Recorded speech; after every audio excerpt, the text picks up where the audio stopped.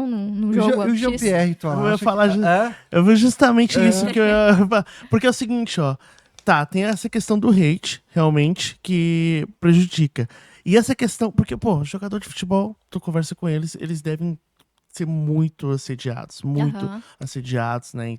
E pra tu se perder, muitas vezes vem de famílias humildes e tudo mais. Tu acha que isso também... como é que tu consegue controlar isso numa conversa com eles? Eles te ouvem? Ou tipo, tô nem aí, eu vou aproveitar e vou pra balada e tchau. Ou não?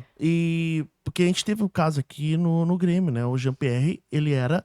Assim, quando ele surgiu no Grêmio, eu acho que a maioria pensava que, pô, é um jogador de seleção brasileira, é jogador de Real Madrid, mas... Falaram até em novo Ronaldinho, né? O CCD falou isso no... CCD, um abraço, CCD. Grande CCD, tá pra vir aí, hein? Tá pra vir aí, CCD. Novo Ronaldinho Gaúcho. E, bom, o que tu acha o quanto isso prejudica o jogador e ainda mais a base hoje em dia que tem a exposição o tempo todo com redes sociais? Como é que isso prejudica? Inclusive, teve um cara que, pô, é referência pra muita gente. Eu acho que o maior nome do futebol na questão de comunicação que foi o Galvão Bueno. Ele elogiou muito o Jean-Pierre, né? Ele colocou o Jean-Pierre no patamar altíssimo. Pô, é um grande jogador dentro e fora de campo, grande pessoa, né? E depois, e parece que depois disso aí, inclusive, que ele começou a decair. Parece que colocaram ele lá em cima e ele não acreditou que... Ou melhor, ele acreditou que ele estava tão lá no topo que ele já poderia... tanto faz o que eu jogar aqui que eu já sou o cara. Sim. Nesses casos que o jogador não consegue estar à altura dessa expectativa, é porque acabam sendo objetivos fora da realidade, né? A gente tem que trabalhar sempre com o jogador com objetivos alcançáveis. Se estão dizendo que ele é o próximo Ronaldinho Gaúcho, a gente não tá pensando no Ronaldinho Gaúcho que começou lá na base. A gente tá pensando no Ronaldinho Gaúcho do Barcelona. Então tu já queimou várias etapas ali que o jogador não vai conseguir amadurecer, ele não vai conseguir, entende? Ver o percurso dele, porque já estão botando ele lá numa trajetória onde o Ronaldinho também sofreu. O Ronaldinho não nasceu pronto, né? Claro, é um fora da curva, mas ele também não nasceu pronto, entende? Então, por isso que esses pseudônimos aí, né, esses títulos, assim, de impacto, eles podem ajudar muito, porque tem jogador que já me falou, cara, eu entro em contato com... Disseram que eu era o novo Messi, eu realmente acreditei nisso, era tipo o ego auxiliar do cara. Era ego auxiliar, a gente fala daquela persona que a gente encarna, né, pra jogar. E daí aparecem traços de personalidade diferentes que ele conseguiu criar, né? O cara era todo tímido. Tem muito jogador que é todo tímido e dentro de campo destrói, dança lá na comemoração e dizem, cara, tu é outro dentro de campo. Claro, porque ele incorporou um ego diferente a partir desse título de impacto que ele teve, né? Só que tem jogador que não consegue tirar proveito disso porque, né, a expectativa é muito fora da realidade do que ele pode alcançar naquele momento. E, fisicamente ele não tá preparado, a maturidade emocional ainda não tá, né? Então é uma faca de dois gumes, né? Que nem se fala. Isso aí vai depender muito, vai depender muito da forma que ele vai se vincular com isso. Sim. E a questão do Jean-Pierre... E o assédio? O assédio, como é que lida com... Eles conversam contigo sobre isso também? Ou isso é uma parte que é mais particular? Sim, bastante. Tanto que o trabalho do psicólogo deveria ser sempre com a família, a rede de apoio mais imediata e a rede de apoio dos amigos, né? Porque entra a questão da influência, né? Entra a questão ali do desviar a atenção do jogador para festa, né? Ou para outros excessos. Então, a intervenção deveria ser macro, né? Família e amigos. É mais difícil, né? Porque às vezes a gente não tem essa entrada.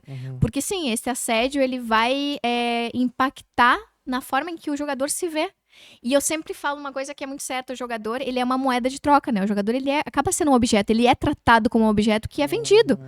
Então, ele se vincula muito diferente da pessoa que não tem essa dinâmica da vida dela, que o que ele tem é o que ele é, entende? Então, se hoje eu tenho isso, eu tenho mais valor. Se amanhã eu já não tenho, eu não sou nada, né? Então, esse jogo aí de ser o que eu tenho é super perigoso, porque a vida do jogador de futebol, ela é muito dinâmica, né? Dinâmica em mudanças. Então, a tua identidade vai estar acompanhando esse dinamismo. Então, tu não vai render. Daí o jogador se perde, né? Ou daqui a pouco o jogador vê uma vida muito fácil ali, né? Já tem acesso a tudo. Baixa a motivação. Se a motivação dele era ganhar dinheiro, ter o iPhone 16, conquistou aquilo. E aí? Poxa, Já deu. não me dá tesão ganhar o título do Gauchão, não me dá tesão a Sul-Americana. Sim, Cara, tu perde ele. entendi. Porque ele chegou no auge do que ele queria. Uhum. Aí entra o trabalho de autoconhecimento e dizer, cara, mas tem outras coisas que tu pode querer também. Poxa, mas não é um título. Tá, mas vamos ver outras. Né? Daqui a pouco tu quer ser um referente para as crianças. Cara, já teve jogador que me falou que a gente fez um trabalho de vasculhar a motivação que ele poderia ter. Ele já tinha dinheiro, já tinha fama. Ele falou, eu quero ser inspiração para as crianças. Teve um outro que falou, cara, eu quero ajudar. Eu vejo muito companheiro meu que caiu nas drogas, no alcoolismo, depois que se aposentou, porque ele não fez um plano de aposentadoria. Eu quero ser o jogador de referência que vai se aposentar legal. Entende? Então a gente vasculhou e encontrou a motivação. Também tem a ver com isso. Tu até falou, falando de motivação e tudo mais, Soares, né?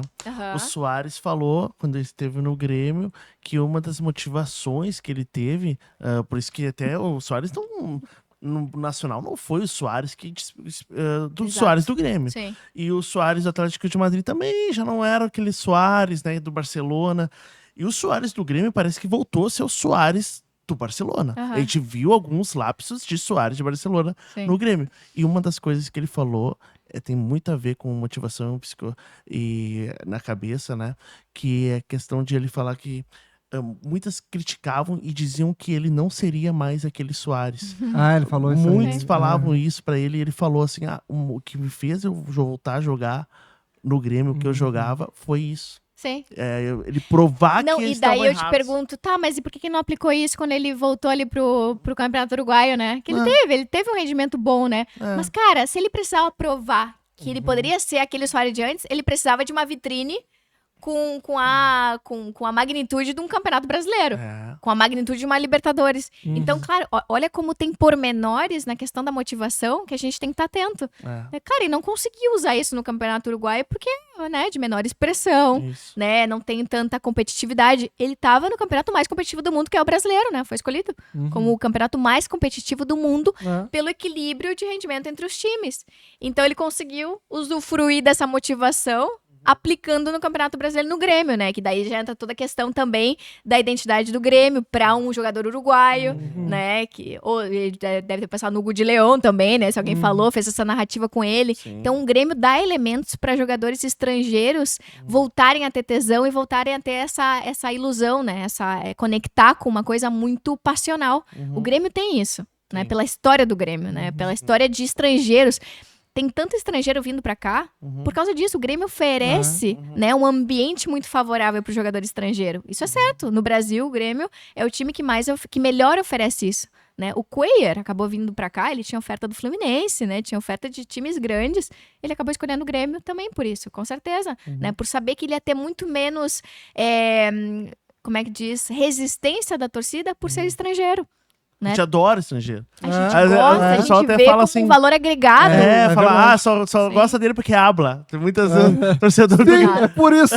Por isso sim. Sim, só porque habla. Cara, e pior que esse lance dos jogos, né, do Brasileirão ser tão competitivo e ter bastante jogos. O Amuso falou hoje na entrevista, né? Ele disse que, inclusive, ele escolheu o Brasil por ter bastante jogos. Ele é um jogador novo. Então ele tem que mostrar, ele quer jogar bastante jogo. Então é um guri que tá chegando muito motivado, inclusive no Brasil por conta disso, por ter tantos jogos aí pra ele jogar. Então, com certeza. Até um contraste, né? O Soares acabou saindo por ter tantos jogos, fim de carreira, mas pros jogadores que vão vir de fora, vão querer escolher o Brasil pra mostrar jogo, pra ter mais partida, pra ter mais números, né? Exatamente. Lembrei do Pavon, né? Porque o Pavon, ele tem o recorde de jogos, de sequência de jogos. Ele teve 69 jogos participando. Né? Não teve outro jogador no mundo que conseguiu isso, na época do Boca. Então ele não vai ter medo de vir pro Campeonato Brasileiro, né? Olha como tudo isso já é parte da história do jogador que é importante tu conhecer, né? Ele não vai ter medo. Agora, um jogador que tem uma série de lesões, né? Talvez ele tenha um pouco mais medo de chegar no Campeonato Brasileiro, que é mundialmente conhecido por ter uma exigência fora do normal. Né? Até perguntaram hoje na coletiva de imprensa pro Amuzu por que ele tinha das lesões, né? Isso aí é algo a ser levado em conta, né? Mas, claro, aí entrar na questão de cada lesão. Por que ele se lesionou? Será que não teve uma questão psicológica também? Porque ele foi, né, um cigano ali do futebol. Ele passou por muitos países. Tem muitos aspectos aí que a gente tem que colocar na balança na hora de diagnosticar um caso. né? Pensando do porquê que rendeu, porquê que não rendeu. Mas hoje eu confirmo, né? Assim, o Grêmio, ele vai ter muita chegada de estrangeiro, porque ele já fez o nome dele nesse aspecto de, cara, um jogador estrangeiro é bem tratado aqui. Inclusive, o jogador estrangeiro hoje vai ser melhor tratado que o jogador daqui, né? Por essa questão do prestígio, né? O ato de falar outra língua dá um status diferente. Né? Daqui a pouco o pessoal viu a Muzu falando inglês. Poxa, até eu disse, jogador caro. Jogador caro, já vai ter outro tipo de resistência, né? Talvez o Volpi não tenha tido isso, né? O jogador daqui, enfim, né? Todos esses aspectos podem facilitar ou obstruir a chegada de um jogador, né? Eu acho que o estrangeiro aqui, o Grêmio já tá construindo essa fama, né? De jogadores lá que tem um status grande fora. Cara, talvez um dos primeiros nomes que apareça do futebol brasileiro, de onde chegar, é o Grêmio. Porque é fácil, né? Ó, o Soares vingou, o Braithwaite vingou também. Talvez no Flamengo não seja tão assim, né? O Flamengo tem uma outra forma da torcida se vincular com os estrangeiros, de muito mais pressão, né? E exigência de rendimento instantâneo. Se o Thiago Volpi fosse Iago Gonzalez, já muda, né, cara? mudaria. Iago Volpi. Iago, pior que é bem isso. E o